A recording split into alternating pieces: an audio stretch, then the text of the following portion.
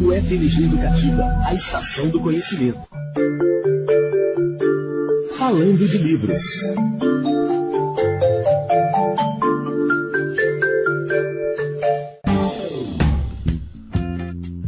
Muito bem, 9 horas e 17 minutos, você está no Universo Literário pela UFMG Educativa. E como eu anunciei antes do intervalo, agora é hora de entrevista. Muito bem, gente. Nascido em 5 de fevereiro de 1914, William Seward Burroughs faria hoje 105 anos. O escritor, pintor e crítico social estadunidense é considerado um dos maiores escritores satíricos, além de um dos maiores representantes da geração Beat. Ao lado de Jack Kerouac e Allen Ginsberg, ele integrou aí a tríade de intelectuais responsáveis por inaugurar uma nova era na literatura. Por meio do movimento Beat, eles fizeram sua própria revolução cultural, alimentando o mundo da contracultura da época. O escritor foi ainda quem popularizou a técnica do cut-up, ou técnica de recorte, em português, em que o autor fragmenta o texto e mistura as partes como forma de criar uns novos produtos. Burroughs foi ainda um dos pioneiros da literatura experimental com a produção subjetiva de textos. Ele foi precursor, ele foi pioneiro fazendo essa produção subjetiva de textos. O estilo de vida dele foi um tanto incomum, considerado incomum por algumas pessoas para a sua época. E o nome dele sempre esteve aí associado a vícios e experiências com drogas. Sua obra mais conhecida é Almoço Nu, do original aí, em inglês, o Naked Lunch, em que o autor narra algumas das suas experiências personificadas no protagonista, que é o William Lee. E para saber mais sobre a obra, do autor, a vida dele, esse ícone da geração Beat, eu converso agora com o professor da UFMG, o professor Pedro Castilho. Bom dia, professor, seja muito bem-vindo aqui à UFMG Educativa, e ao Universo Literário. É um prazer falar com o senhor. O prazer é meu, Hugo. Com satisfação que eu falo aqui sobre o William Burroughs.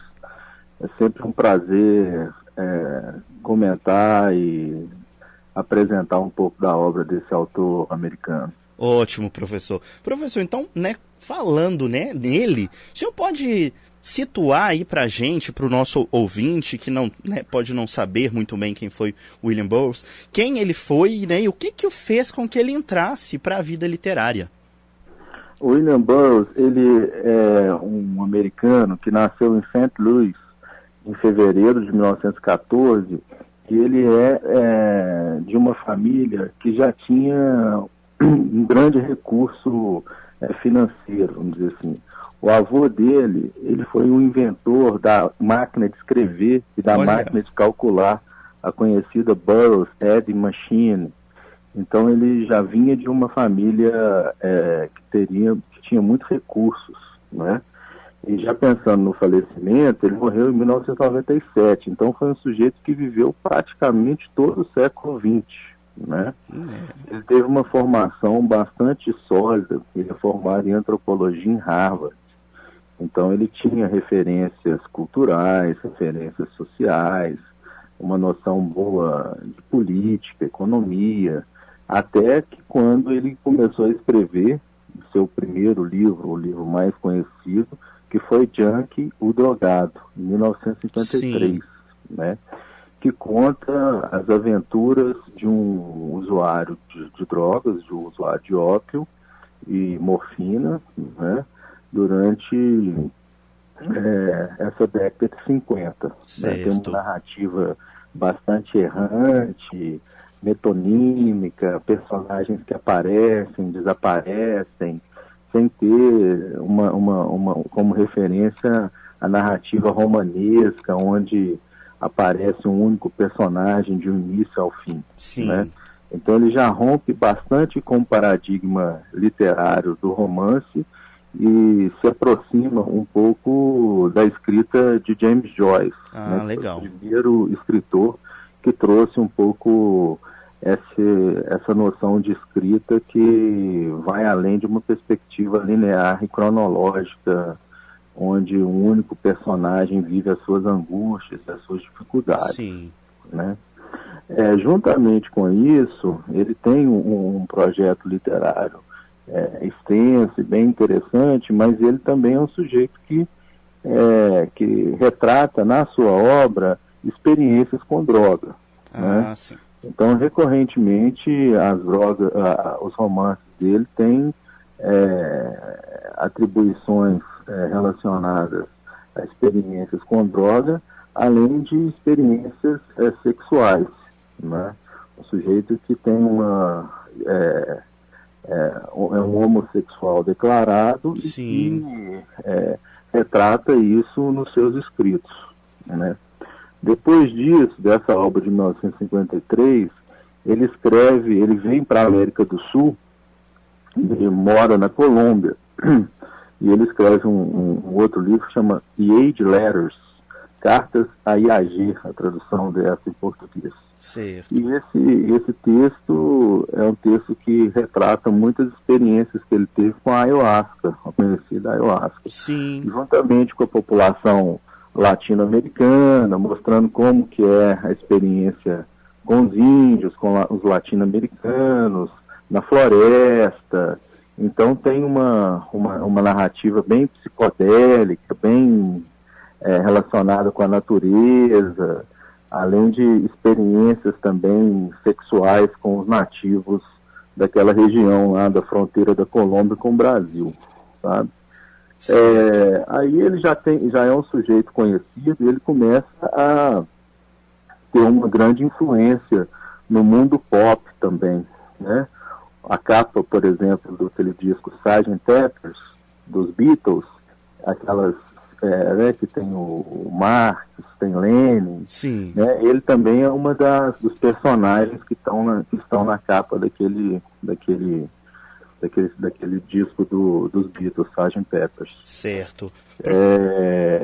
E aí ele começa também a influenciar, vamos dizer assim, o mundo pop, juntamente com outras influências que são as influências do movimento beatnik, né? Como você apresentou aí no início, ele começa a ter contatos com Gregory Corso, que é um beatnik, Allen Ginsberg, que é um poeta, e o Jack Kerouac, né, que escreveu o famoso livro On the Road, né, que foi traduzido em português como Pé na Estrada, que também tem um pouco desse tipo de narrativa de um sujeito errante que sai de Nova York e vai até Los Angeles vivendo certas aventuras ali. Todo com um ideal de liberdade. Interessante que esse movimento, né, que foi, vamos dizer assim, quem foi o que jogou a primeira faísca foi o Burroughs, e que, né, depois vieram o Allen Ginsberg, o Jack Kerouac e o Gregor Corso. Interessante que esse movimento foi um movimento que foi as ideias do movimento que em seguida foi conhecido como movimento hippie. Sim. Né? Então todos os ideais de liberdade, de um desapego com relação ao capitalismo, de uma liberdade sexual, né, começou a aparecer ali nos anos 50, nos anos 60, e em seguida nos anos 70 apareceu o movimento hippie, que abraçou, né, essas ideias que começaram a aparecer nos movimentos beatnik. Mas voltando para o Burroughs, então ele começou, né, ele escreveu o Junkie, né, ainda ali na fronteira dos Estados Unidos com o México. Depois ele foi para a Colômbia, escreveu Cartas a IAG, e em seguida ele foi morar em Marrocos. Então foi um sujeito que, ao mesmo tempo que escrevia, ele mudava muito. Sim. Né? Ele viveu em vários países e várias culturas diferentes. Né? A gente pode pensar no final, depois ele foi para Paris também. Quando ele estava em Marrocos, ele escreveu talvez o mais conhecido livro dele, né, que é o Naked Lunch, né, que foi inclusive um livro que foi adaptado pelo cinema pelo David Cronenberg, e tem o mesmo título, né, O Almoço Nu. Né. Sim. Esse livro ele escrevia, né, de uma maneira bem esparsa, né, ele separava os capítulos, depois ele foi juntando os capítulos e foi criando uma forma de escrita muito aleatória, e usando o texto, pensando no texto como algo que teria uma certa materialidade, né? É aí que começa a surgir o método cut-up, né, chamado lá, cut-up method, que ele chama aí, né? E nesse texto ele cria um mundo paranoico, onde a Terra ela é invadida por alienígenas, e existe um grande sujeito que manipula todas as ordens do mundo, do capitalismo, que ele chama de Dr. Benway. Então, ao mesmo tempo que existem dois mundos, né? Um mundo real e um mundo paralelo, cheio de fantasias, alucinações e delírios, né? E também que trata muito dessa questão da relação dele com a droga, né? E aí, quando ele mora em Marrocos, ele mora em Tanger, né? E, inclusive ele recebe as visitas de Allen Ginsberg, Jack Kerouac lá. De lá ele se muda para Paris, mora em Paris em seguida, e lá ele faz talvez a trilogia dele, que é a mais conhecida, que é a trilogia do cut-up, né? Aí ele já pensa num certo método para pensar a questão da escrita, ele, de certa forma, formaliza isso, dá o nome da trilogia, né, que são 3 livros que ele propõe a partir de um método que ele traz do dadaísmo, né, de um artista suíço que chama Tristan Tzar, né? O método dadaísta você prega aleatoriamente, né? Você vai desenhando de forma aleatória até pensar, né, no todo, né, até pensar na forma, né? E ele começa a pegar essa ideia, e começa a recortar textos de jornal, textos de revista, escrever frases, então alguma coisa ali também próxima da própria psicanálise, né, do conceito freudiano de associação livre, e começa a colocar isso nos textos, né? Então, recorrentemente, nessa obra, você percebe músicas do folclore americano, da cultura americana, músicas pop, propagandas de publicitárias, né? O texto ele é tomado por isso. Certo. Porque ele tem uma concepção da linguagem, né? Daí também a gente começa a pensar que o Burroughs, além de ser um escritor e de ser também um sujeito que vai criar um método literário que vai aparecer nessa trilogia de forma mais clara, de forma mais formalizada, ele tem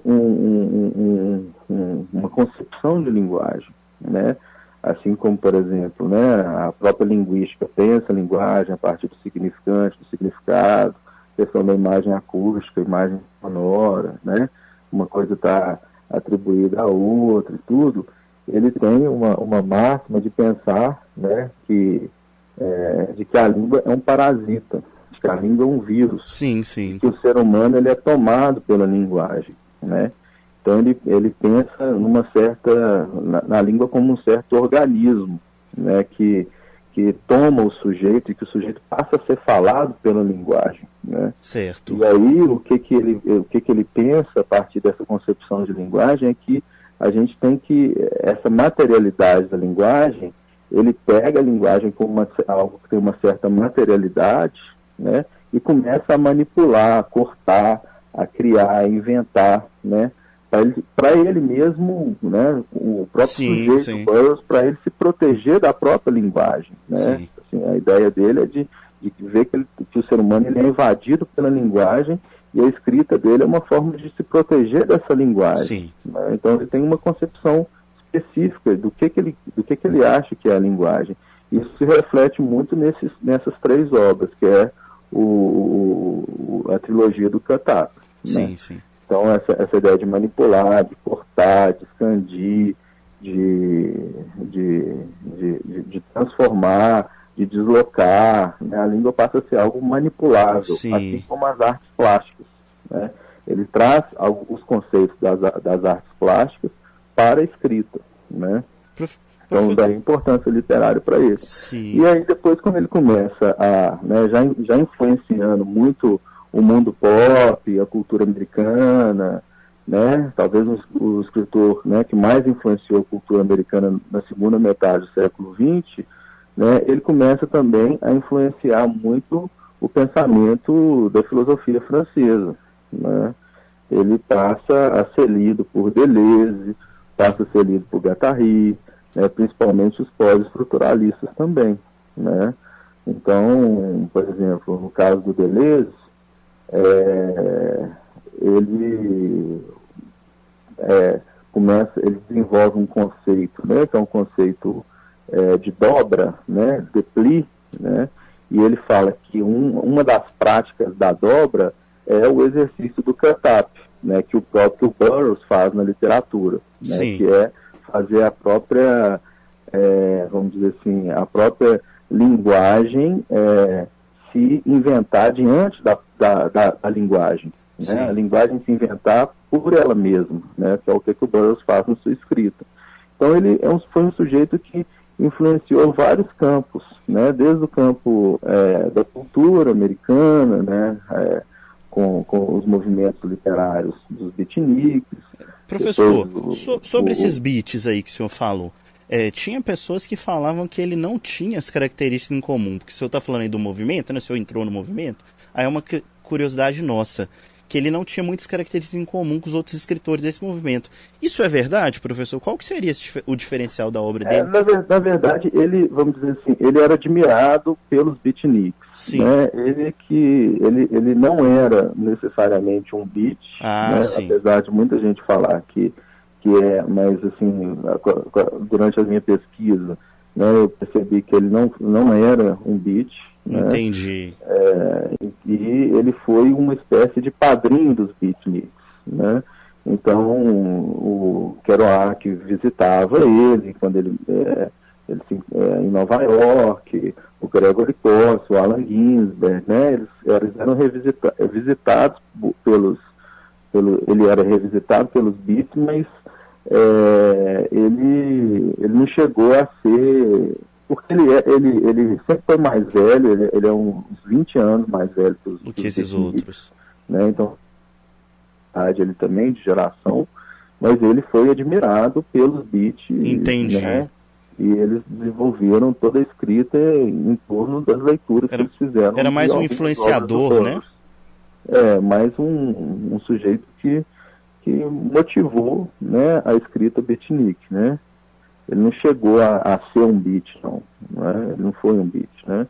Mas ele foi admirado e foi, né, não só pelos beatniks, mas por vários autores, vários músicos, Bob Dylan, Sim. John Lennon, Paul McCartney, né? Isso que eu estava falando, né?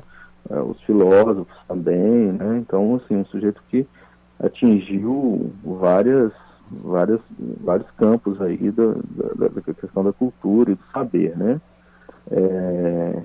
E o que também, de certa maneira, traz uma reflexão maior também é a construção que ele faz da relação do sujeito com a droga, né?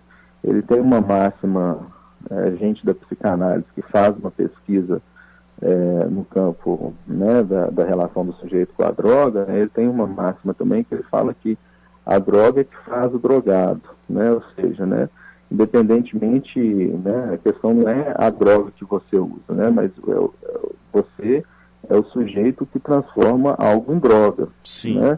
Assim, a televisão pode ser uma droga, o consumismo pode ser uma droga, o sexo pode ser uma droga. Então ele faz uma inversão ali de valores, né, para pensar que é o sujeito que faz, né, que transforma alguma coisa em algo que vai prejudicá-lo. Professor, né? Mas ele também consumia drogas e...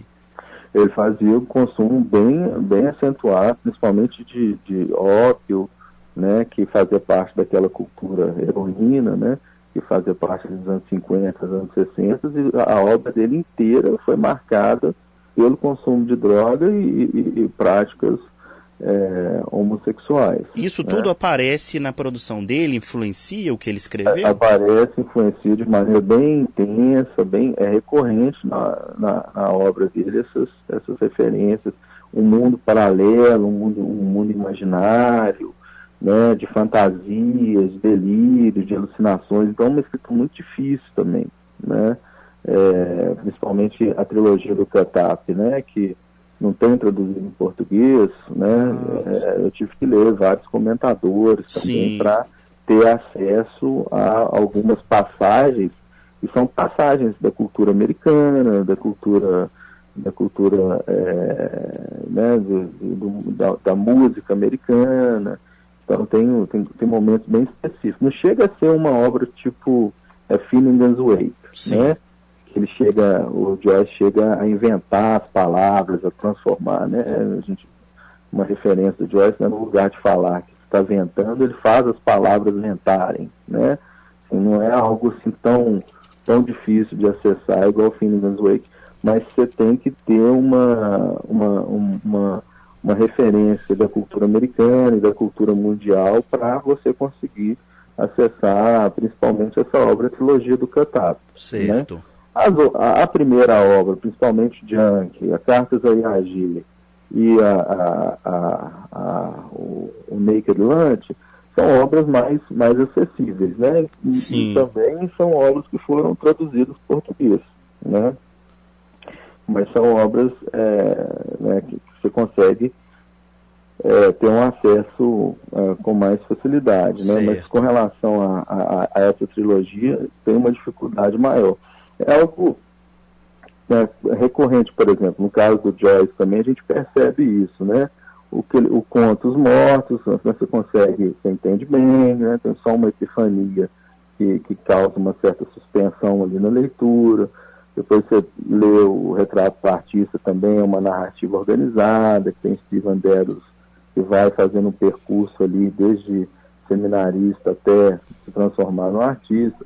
O Ulisses, que já é um pouco mais difícil, e a terceira, ele vai seguindo também assim, um nível de complexidade como Joyce, né? As últimas obras dele são mais difíceis de acessar, porque ele começa a fazer um trabalho com a linguagem mais sofisticada e mais complexa. Certo. Né? Então tem essa dimensão, né, do Burroughs, que trabalha a concepção de linguagem, concepção de escrita, né, que tem uma importância literária, vamos dizer assim, né, na teoria literária, né, e tem também uma outra vertente na obra dele, que tem essa dimensão da questão da droga, da questão da errância, da questão de um mundo paranoico, que existe um sujeito que controla, que seria o Dr. Benway, ele aparece recorrentemente em vários momentos de várias obras, né, e que aparece também a questão da droga, faz uma crítica, né, muito grande com relação ao consumismo, com relação ao capitalismo. O Naked Lunch, por exemplo, demorou para ser publicado pela primeira vez em Paris, na França, né, e demorou para ser publicado nos Estados Unidos, né, porque entrou num problema de censura, falando que o livro era pornográfico, né, e que não podia ser publicado naquele momento. Aí depois foi aprovado, foi publicado. Então, assim, é um sujeito que passa por várias dimensões, né, e que foi marcado por uma tradição, né, vamos dizer assim, pelo século XX inteiro. Sim. Né? Então ele até brincava muito com isso, ele falava que ele, o drogado, não conhece um drogado que viveu tanto tempo, né? Porque geralmente os usuários de droga morrem cedo, né? No caso dele não. Verdade. Né? Então eu brincava com isso. E também tinha essa marca da cultura americana, que gostava de armas, usava aquele chapéu de cowboy, que nasceu em St. Louis, no Mississippi. Então usava aquele chapéu de cowboy e gostava de gatos, foi sempre muito solitário. Ele chegou a ter um relacionamento heterossexual, a casar-se com uma mulher no início, né, até descobrir a homossexualidade dele e aceitá-la e, de certa maneira, sustentá-la, né, e aí tem um momento nesse casamento que foi trágico na história dele, e que ele viveu também perseguido por essa tragédia, né? Sim. Foi o caso dele ter... estava brincando de Guilherme Tell com a esposa dele, né? Ela colocava uma maçã na cabeça e ele atirava nela para acertar a maçã, ele acertou ela. Nossa. Ela morreu, né? E ele ficou a vida inteira sendo perseguido por essa imagem. Essa imagem recorrentemente aparece também na obra dele. Personagem que a gente pode ver aí, né, professor, muito complexo, né, meio cheio de nuances. Professor, a gente, né, não vai conseguir esgotar o Burroughs pelo que a gente vê que é uma pessoa, né, que teve muitas nuances. A gente vai chegando aqui para o fim do nosso tempo, eu queria pedir para o senhor para indicar, né, para quem está ouvindo aqui, talvez nunca tivesse ouvido falar dele, ou já ouviu e não leu, o que o senhor indicaria para a pessoa começar a explorar a obra dele, pensando aí nessa coisa da literatura? Eu acho, né, as obras em português que a gente tem, né, tem um livro que chama, que é um livro de contos muito interessante, que chama Gatos, Cats, né? Sim. Que é bem bacana, bem singelo, né, mostra um Burroughs mais sensível, vamos dizer assim, né? E as duas obras também mais conhecidas dele, que a gente já tem traduzido em português há anos, né, publicado pela primeira vez pela Brasiliense, que é o Junkie, o Drogado, Sim. Né? E o Naked Lunch, o Almoço Nu, né? Também eu recomendo assistir o filme do David Cronenberg, né, o Almoço Nu, que é bem interessante, assim, dá para ter uma noção né, de quem é esse autor, qual é a importância desse autor, né, e como que esse autor ainda ele retorna, né, para os nossos escritores contemporâneos, né? O Ricardo Piglia, por exemplo, né, faz muita referência a ele, né? Como que ele ainda está vivo aí na nossa escrita contemporânea. Certo. Professor, muito obrigado pela conversa, pelo bate-papo, por esclarecer, trazer tantas informações sobre um personagem, né, que é mais que um escritor, um personagem muitíssimo interessante. Então, muito obrigado, professor, pela atenção, pela entrevista. Foi um prazer falar com o senhor. Eu agradeço, né? Disponha um abraço aí para vocês. Um abraço, professor. Trabalho aí por divulgar a literatura na nossa cidade aqui de Belo Horizonte. Certo, tá, professor, muito obrigado. Foi um prazer falar contigo. Até mais. Tchau. Muito bem, gente. Eu acabei de falar aí com o professor da Faculdade de Educação da UFMG, o professor Pedro Castilho, né? Estudioso, conhecedor da obra do escritor, pintor, crítico social estadunidense William Seward Burroughs. O professor já escreveu, né, o professor Pedro Castilho, já escreveu artigos, análises sobre a linguagem literária desse escritor, que faz parte, né, que fez parte, e aí, como ele diz, mais influenciou, foi alguém que foi referenciado pelos membros da geração Beat. O livro mais conhecido de Burroughs é o Almoço Nu, como o professor falou dele, né, trouxe várias informações, é o Naked Lunch. No romance publicado em 1959, o narrador junkie William Lee assume vários pseudônimos e leva o leitor a vivenciar diversas experiências baseadas na vida do próprio autor. O livro pode ser encontrado em sebos, bibliotecas e livrarias virtuais e também físicas, e não só esse, né, como vários outros que o professor citou, outras curiosidades, você pode procurar aí outros livros, outras obras do William Seward Burroughs nas melhores livrarias, nas livrarias físicas, virtuais, aí pela internet, e se, né, mergulhar aí na obra, na vida, que também traz muito da vida desse escritor. Falando de livros.